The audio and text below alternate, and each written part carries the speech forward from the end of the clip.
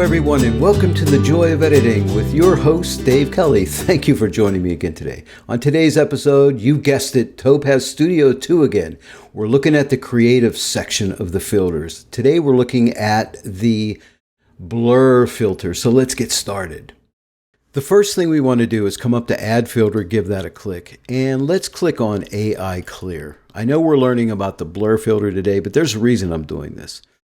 And you'll notice when I do that, I've got rid of all my noise and I've sharpened up my image a bit. I love the AI Clear.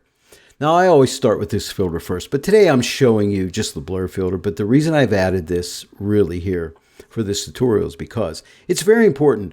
We're adding blur to this image, okay? And anytime you add blur to an image, you're going to mask any noise in the image. So what I want to do is get rid of the noise first, because if I don't, the area of the image that I add blur to, because I'm not going to add blur to the entire image. Like I'm going to leave my bee in this section of the flower, no blur on it, but I'm going to put some heavy blur on the background here. And if that area is going to have no noise on it, so I don't want to have any noise here. So AI Clear is great for doing that. So very, very important. That's why I did that in this tutorial. I wanted to add that AI Clear so we could sell what we would call selling the fake, because this lens didn't blur this image that much, but I'm doing it for artistic purposes. All right, so I've added AI Clear. So now we can come up to Add Filter. This time we're going to go to Blur. We're going to add Blur. Now this blur filter works like all other Topaz filters, where you have an opacity slider here, you have blend modes, you have presets, you have a trash can, you have this little icon where you can create your own preset. But let's click the Apply Presets here and take a look at some of the presets. They have some really cool presets for us here. Fantasy, Dreamy, Diffuse Portrait, Soft Skin, a lot of cool stuff. We're not using those today. We're going to do our own thing. So let's click off of that. I'm going to start out by showing you, let me show you Diffusion first, actually. Let's go to Diffusion. Let's give that a click. Now, when I do, you notice things change here. These sliders change. I have a strength slider, a softness, and a blur slider. So the first thing I'm going to do is pull up my strength slider and watch what happens. The image gets this really cool diffused look. Okay, let me click in the center so you can see the before and after. See the diffusion on there? Gives you a nice dreamy look. And I've seen a lot of really cool images on the Topaz users groups where you get that nice ethereal dreamy look. A lot of times they're using diffusion to get that. So remember this. It's very creative to use a diffusion filter on your images. So that might be a little too strong. So let's back that off just a little bit. And let me show you what these other sliders do. We have a softness slider and a blur slider. Now the softness slider will soften up the image a little bit. Now notice like the hair on the bee here, and then these little areas up here, these highlighted areas here. Watch what happens when I pull the softness up. See how the highlights tend to dull out a little bit, even on the fur of this bee? I guess you call it fur. Hey, if you know what it's called, leave it in the comments below. I'd like to know, but I'll call it fur for now. So, but that's the softness. So let me pull the softness the whole way to the left. See the highlights get lighter, and on the bee as well. So you got to be careful here, or you'll really tone your highlights down too much. So let's maybe just add a little bit of softness here, maybe somewhere right in there. We don't lose too much highlight on the bee. Again, let me pull it to the left. There's our highlights.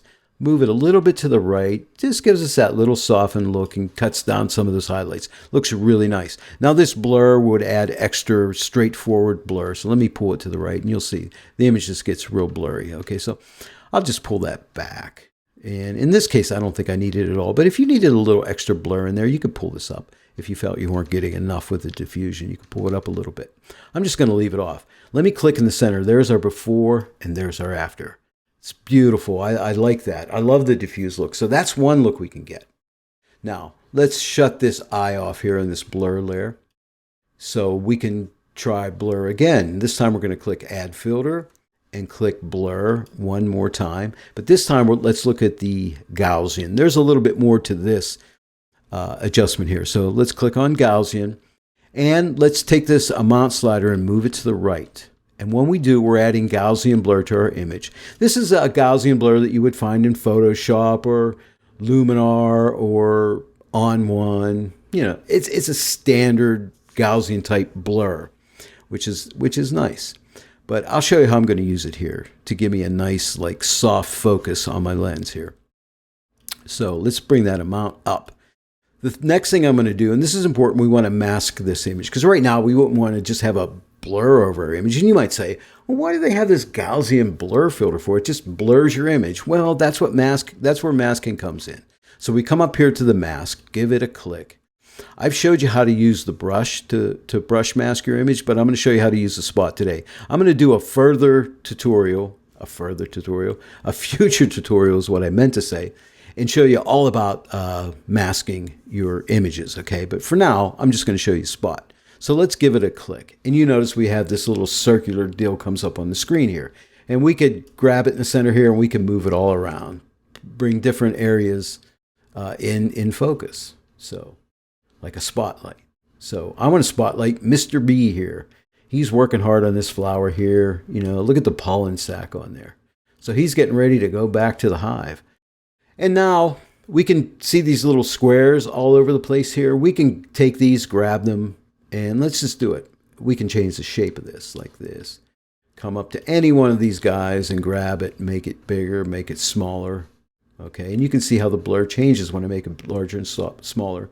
If you could hover over the edge of this, see that little curved arrowhead thing there? So when you can click with your mouse, left click it and drag it and change the direction of that. So maybe something like that. And now let me come to the center and drag this around. Maybe adjust a little more. And I think that looks really cool right there. Now check this out. Look at the layer mask here. You notice how the layer mask is locking on to different parts of the image? That is super, super cool. This is where Topaz layer masking comes in. You know, it's exceptional is what I really want to say. It's an exceptional layer masking experience. Better than most other softwares out there. So I really love it. So check that out. And the reason that's happening too is because we're using Topaz's edge-aware technology. Right now it's defaulted at 50, but I can move it to the right and change the way it's locking onto my image. But I like it generally right at 50, and I think that looks good. Down here we have where it says mask area inside and outside. If I click outside, it'll make the outside area come in focus. If I click inside, the inside area comes in focus. So you can change what area of focus is going to be in focus. Sometimes you do want the outside to be in focus and the inside to be out of focus. So depending on what you're doing, in our case, we want the inside to be in focus. And then we also have roundness. So this roundness, if you move it, you can change the shape of it. You see how it's changing to more of a square shape. I generally don't mess with that too much, but you can play with that. And you notice even the way it's locking on with the edge-aware is changing when I do that, which is cool. So you might want to drag that and kind of watch what's happening in there. So actually, I might leave it just there. Now the transition will change the way the transition point comes here. The red area here is kind of like the targeted area. Everything in here is in super solid focus. And then from the red line out to the white line, things graduate in focus. So there's a little less focus, a little less, and it comes out to you get fully out of focus out into the green area. So you can change that transitional point by adjusting this. Okay, so you can change that. So maybe I'll just go like that. And I think that looks really good. All right, once you're happy with what you've done, you can click on, where's the apply? Oh, it's right here. I couldn't find it for a second. Cancel and apply. Don't hit cancel. You'll cancel out what you've just done. Click on apply, and that applies the mask through your image. Now, to get your controls back here, come up to the layer where it says blur. Give that a click, and your controls will come back. So now you can come to the amount here, watch, and you can add more blur or less blur. So you can get it looking just the way you like it. Now, I'm trying to simulate like a soft focus lens, like a very shallow depth of field. And I did shoot this, I think, at around f2.0, so it was pretty shallow. But I would like a little more blur back there. And I use this all the time in my flower photography to get that little extra blur. There's another filter called the focal blur, too, that I use a lot. And we'll be getting to that soon as well. And that's another one I use all the time. But this is nice. And then we have this preserve edge. Now let's move this to the right and watch up in this area of the image here when I move that. See some of the edges start to come back in. So you may want that. You may want to bring a few of those edges back in. But you notice another filter magically appeared here called Fine Texture. And what that does is it'll sharpen up these edges that have come back in here. So you can move it to the right and see they get a little sharper. In my case, I don't want that. I'm going to take the preserve edge the whole way off because I think that looks really beautiful. Let me click in the center of the image. So there's the before and there's the after. I think that looks awesome. And the fact that we used AI clear means that I have no noise in this area of the image matching the no noise from the blur area. So that's very important. Don't forget to use that, all right? Well, there you go. There's the blur filter. And we saw the Gaussian blur and we saw the diffusion blur. They're both very cool, so try them both out. Thank you very much for joining me today in The Joy of Editing with Dave Kelly. And if you liked the video today, please give it a like and share it with your friends. And also, if you have not yet subscribed with the channel, please do so. Click that bell notification icon and you'll be informed of all the new videos that I'm putting out. Well, again, thanks for joining me, Dave Kelly, on The Joy of Editing with Dave Kelly, and I will see you right here next time.